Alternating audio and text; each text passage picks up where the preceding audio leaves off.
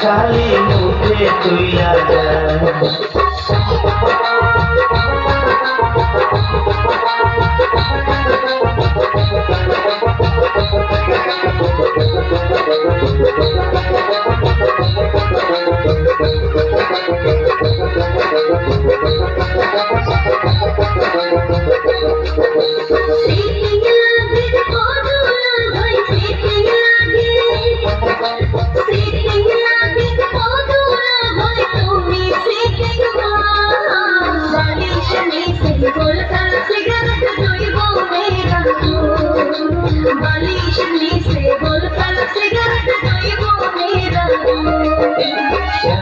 ঠাট্টা যতই কর শালি আর